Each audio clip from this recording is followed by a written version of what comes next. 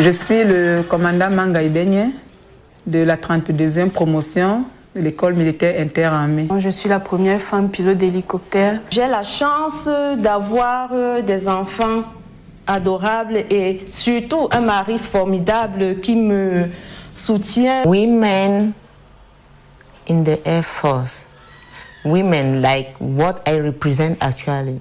Je rencontre beaucoup plus d'avantages que d'inconvénients dus au fait que je sois de sexe féminin. Elles sont femmes, épouses, mères d'enfants, citoyennes et modèles d'engagement dans un métier où leur genre suscite des jérémiades sociales. Être femme et s'engager dans l'armée, pour quel épanouissement? La tendance générale de la pensée des hommes est de croire que les femmes dans le domaine militaire ne sont pas à même d'exercer ce métier. On pourrait les croire faibles, inaptes au commandement, et parfois il se dit vulgairement qu'elles sont des repas froids des chefs militaires. Le documentaire qui vous est proposé déconstruira ces idées reçues. Voici 5 femmes au parcours exceptionnel et occupant des postes de responsabilité au sein de l'armée de l'air camerounaise qui nous font découvrir par leurs expériences propres la désillusion sociale sur la place de la femme militaire dans ses environnements socio-professionnels et familiales. Je suis le commandant Manga Ibenye de la 32e promotion de l'école militaire interarmée, promotion armée et nation, 2006-2009. Je suis le commandant du bataillon de fusiliers de l'air à la base aérienne 101. Je suis le commandant Pinwa Mwabande Gabriel, épouse et son bafoué. Je suis officier de l'armée de l'air. Je suis de spécialité ingénieur aéronautique. Actuellement, j'occupe le poste de commandant du groupement des moyens techniques à la base aérienne 101, cumulativement avec celui du chef de centre de révision et des visites techniques de la base aérienne 101. Je suis le Nangem Kamfoposi, épouse Silla Sorel Stéphanie, de la 37e promotion de l'EMIA baptisée général de division Cody Jacob. Je suis pilote d'hélicoptère formé à Élu Union en France, précisément à Angoulême. Je suis la première femme pilote d'hélicoptère et avec plus de précision, je suis la plus jeune femme pilote d'hélicoptère de toute l'Afrique subsaharienne. Je suis pilote de Bell 206, spécial Bell 206, Dauphin N1 et Dauphin N3. Je suis le commandant Bapemboumé Catherine. J'appartiens à la 31e promotion de l'EMIA baptisée promotion paix et modernité. Nous sommes entrés à l'EMIA le 15 septembre 2004. Donc, dans quelques mois, on dira 19 ans résolus.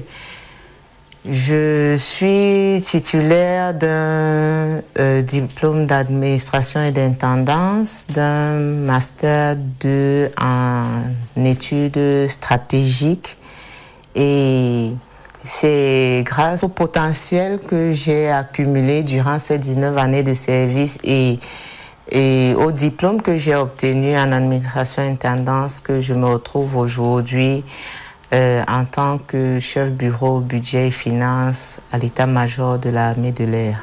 Je suis le commandant Basinga Christelle Nadine. J'appartiens à la 32e promotion EMIA, baptisée promotion armée et nation.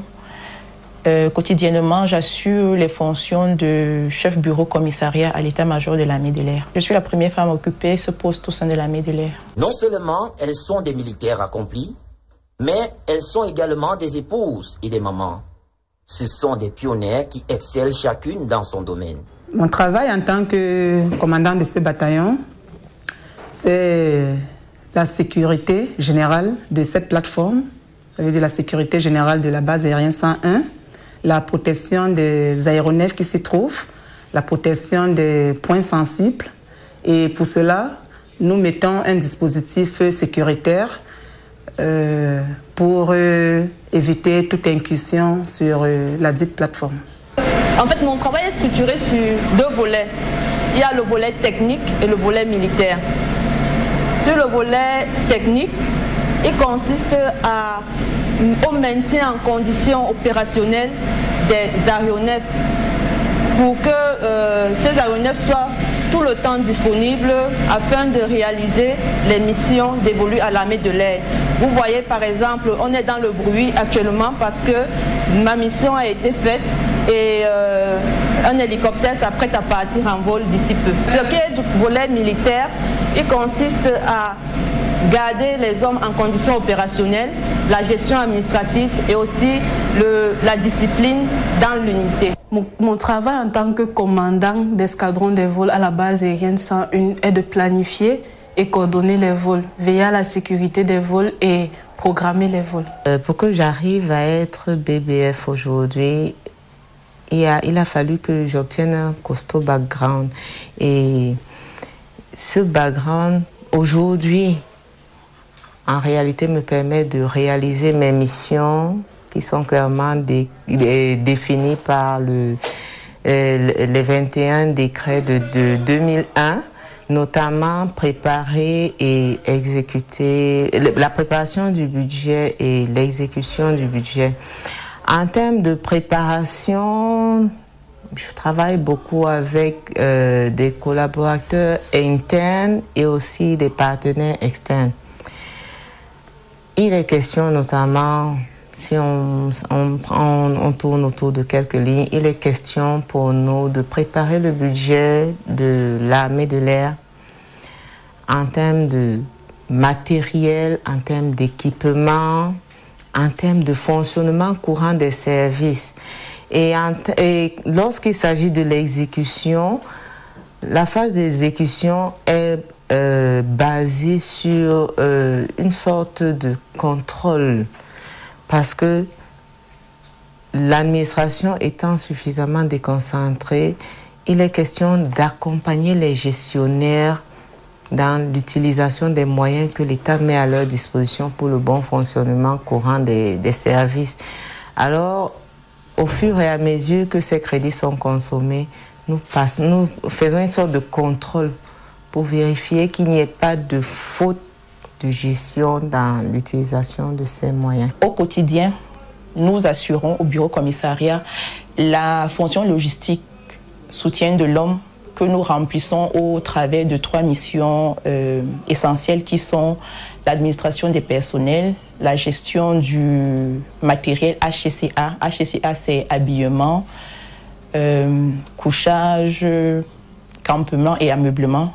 Et la dernière des missions, justement, c'est tout ce qui concerne l'alimentation de la troupe.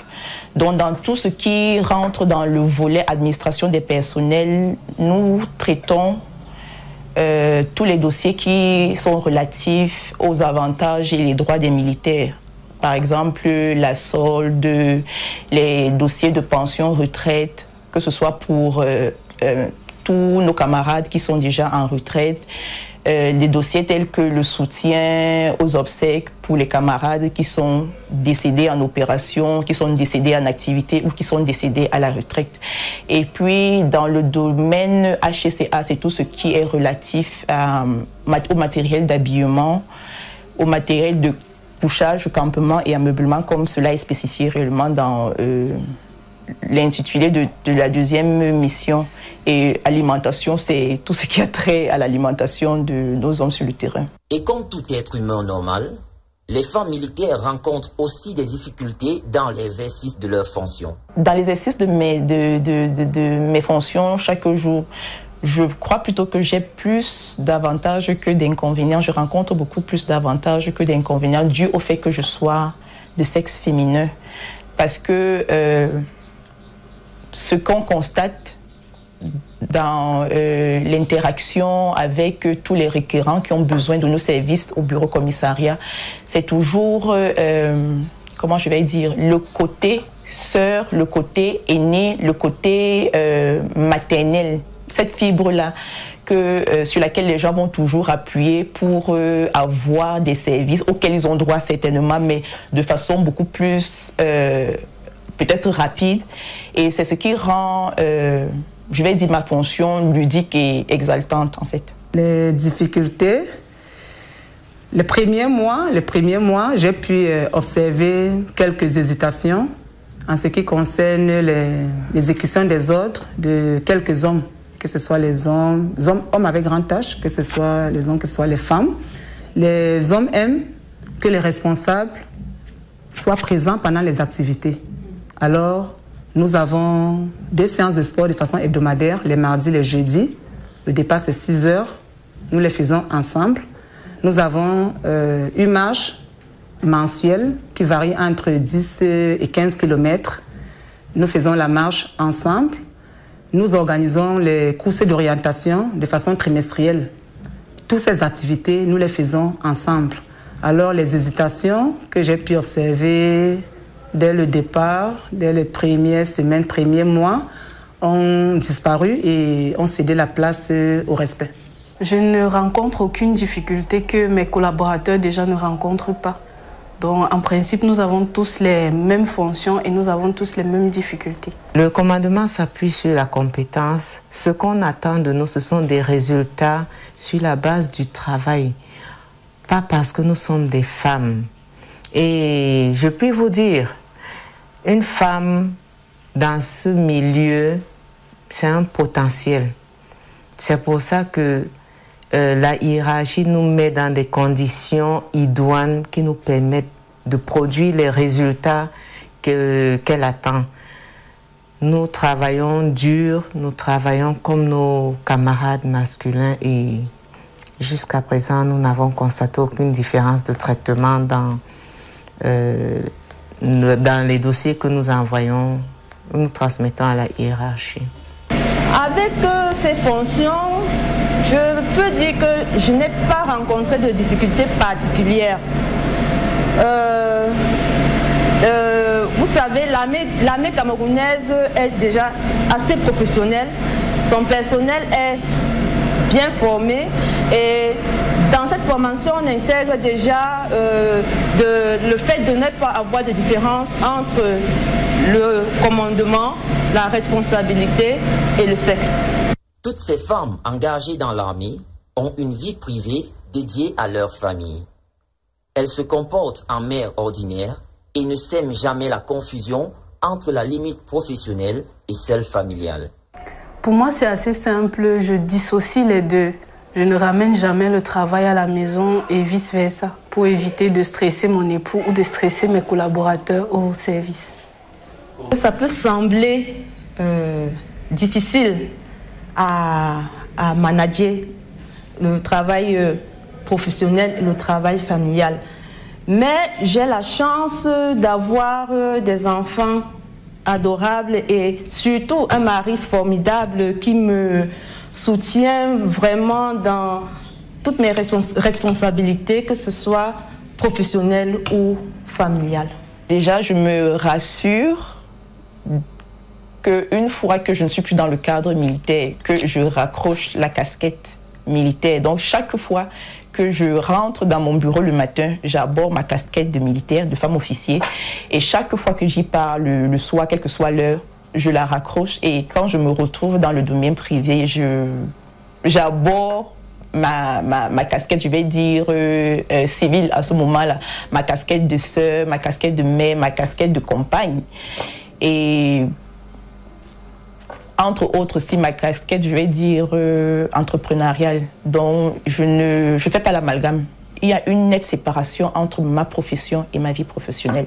Ma profession et ma vie personnelle. En tant que maman, je me lève tôt, je fais mes tâches ménagères, je prépare les enfants qui doivent aller à l'école.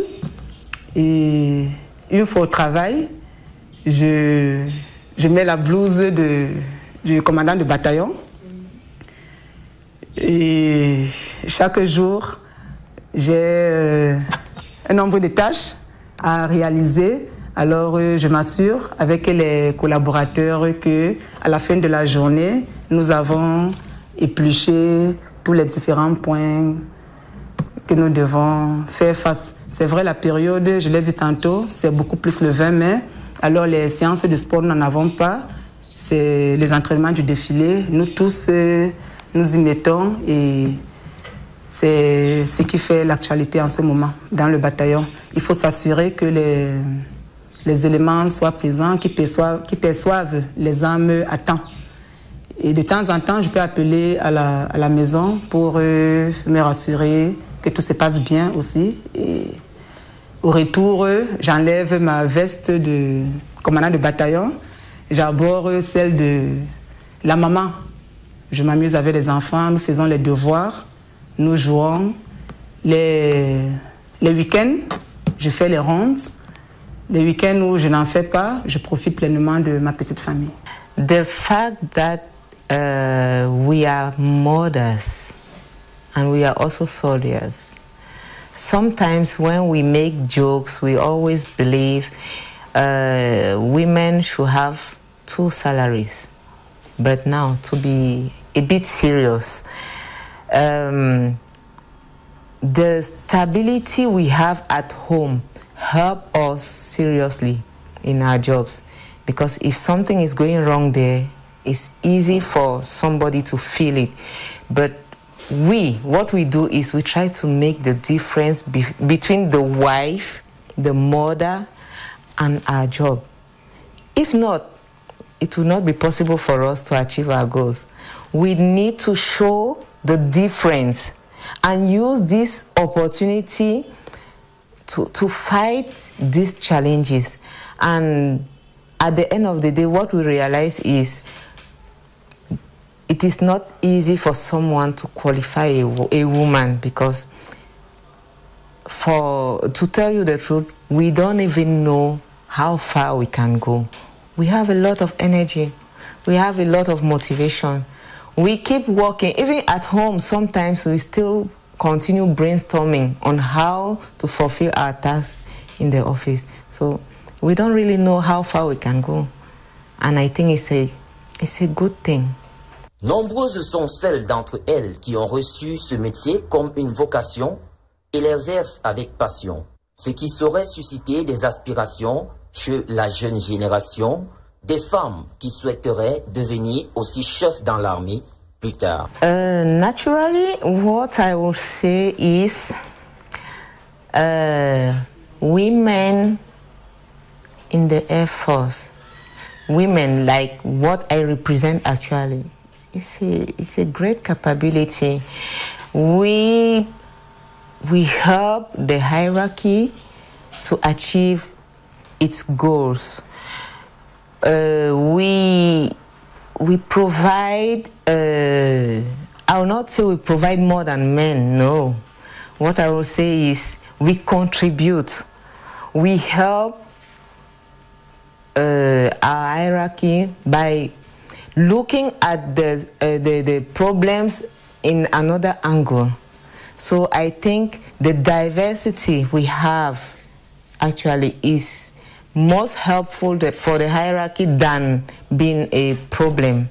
That's what I think. And I believe what we do is really appreciated by the hierarchy, and they see the effort we put to achieve these goals. And also, let me tell you something. To be the first female officer occupying this post is like a challenge. It's like a challenge because traditionally what we know about the military is that we see men, we see people fighting. It's true that we get the same training. We are trained in the same training centers, but being here as the first female is a huge challenge. Everybody expects something from you. Everybody expects you to bring solutions that other people cannot provide. And that is where the challenge is. As a woman, what I can say is that I'm patient. I bring enough of patience. I listen to all my collaborators. I listen to all soldiers, to all non-commissioned officers. They can have problems. They know my door is always open. I bring that maternal sweetness among them. We are always together. We can exchange. We can speak.